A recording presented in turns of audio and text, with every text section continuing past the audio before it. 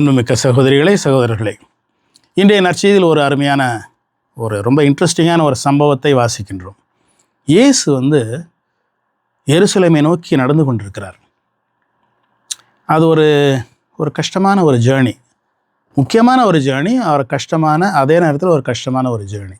என்ன சொல்கிறாரு? எல்லோரும் அவரை சுற்றி, எருசலேமுக்கு போகிறாரு, இப்போ மெஸ்ஸியா அங்கே போய் ஆட்சியை பிடிக்க போகிறாரு, அவர் கூட சேர்ந்துக்கிட்டால் தான் இப்போ நமக்கும் அந்த ஆட்சியில் பங்கு கிடைக்கும் அப்படிங்கிற ஆசையில் நிறைய பேர் அவர் கூட வராங்க. இந்த கும்பலை பார்த்து இயேசுவுக்கு நர்வஸ் ஆகிட்டார். நீ எதுக்கு வர்ற? நீ வேண்டாம், அவன் வேலையை போ. சில பேர் கூப்பிடுறாரு வா அப்படின்னா அவங்க தயக்கம் காட்டுறாங்க. நான் இந்த வேலையை முடிச்சுட்டு வரேன், எங்கள் அப்பாவை புதைச்சிட்டு வரேன், என்னுடைய வீட்டில் இந்த வேலை இருக்குது. சரி, அப்போ நீ போ, நீ உனக்கு இந்த இறை அரசுக்கு நீ ஒத்து வர மாட்டேன் என்று சொல்லி போகும்பொழுது தன்னுடைய அப்போஸ்தலர்களை மட்டும் அவர்கள் முக்கியமாக கவனித்து அவர்களுக்கு இன்ஸ்ட்ரக்ஷன் கொடுக்குறாரு. என்ன சொல்கிறாருன்னா, பாருங்க, நான் எருசலேமுக்கு போகும்பொழுது பெரிய அரசனாக மாட்டேன், ஆக வேண்டும் என்பதை நீங்கள் நினைத்து கொண்டிருப்பது தவறு. அவர்கள் என்னை அங்கே பிடித்து கொன்று விடுவார்கள், என்னை அழித்து உதைத்து சிலுவையில் மாட்டி விடுவார்கள். ஆனால் 3 நாட்கள் கழித்து நான் மீண்டும் உயிர் தெழுவேன் என்று அவர் தன்னுடைய நடக்கப் போவதை சொல்கிறார். ஆனால் அப்போஸ்தலர்களுக்கு இது அவர்களுடைய தலையில் ஏறியதாகவே தெரியவில்லை. உடனே ஒரு டிராஜிக் காமெடி என்று நாம் சொல்லலாம், அது மாதிரி ஒரு சம்பவம் நடக்குது. யாக்கோபு, யோவான் 2 சகோதரர்கள், செபதேயுவின் மக்கள், அவங்க அம்மாவையும் கூட்டிகிட்டு ஒரு ரெக்கமெண்டேஷனுக்காக வந்துடுறாங்க இயேசுகிட்ட. அம்மா என்ன சொல்கிறாங்க?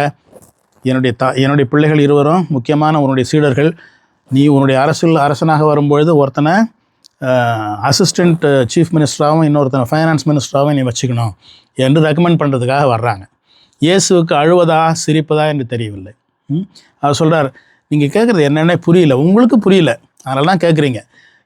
எனக்கு நடக்க போதெல்லாம் உங்களாலையும் ஏற்றுக்கொள்ள முடியுமா? நான் குடிக்க வேண்டிய அதே கிண்ணத்திலிருந்து உங்களாலும் குடிக்க முடியுமா? அந்த கிண்ணம் என்றால் அது பாய்சன் மாதிரி ஒரு கிண்ணம், அதை குடிப்பது மிகவும் கடினமானது.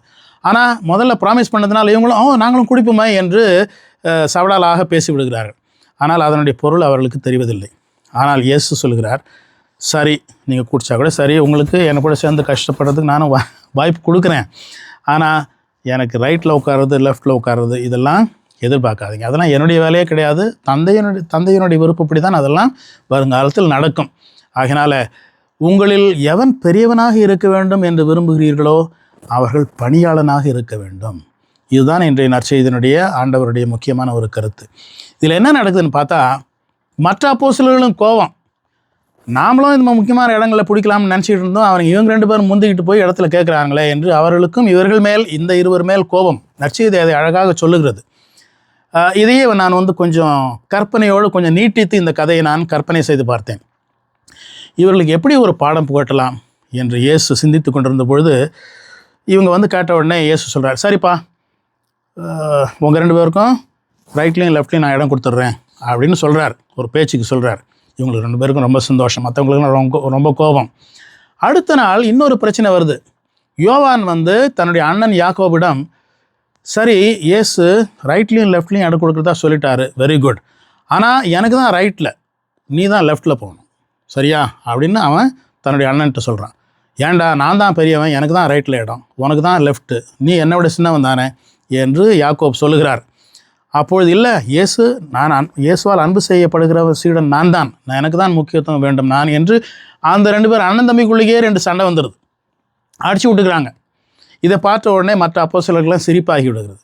இயேசு அப்பொழுது சொல்கிறார், பார்த்தீங்களா, பதவி புகழ் என்று நீங்கள் அலையும் பொழுது அது உங்களுக்குள்ளே பிளவுகளை ஏற்படுத்தும், உங்களையே தாழ்த்திவிடும். உங்களுள் உயர்வாக இருக்க விரும்ப எவனும் தன்னை மற்றவர்களுடைய பணியாளனாக கருதட்டும் என்று ஒரு அருமையான படிப்பினையோடு இன்று இந்த சம்பவத்தை முடிக்கிறார். God bless you.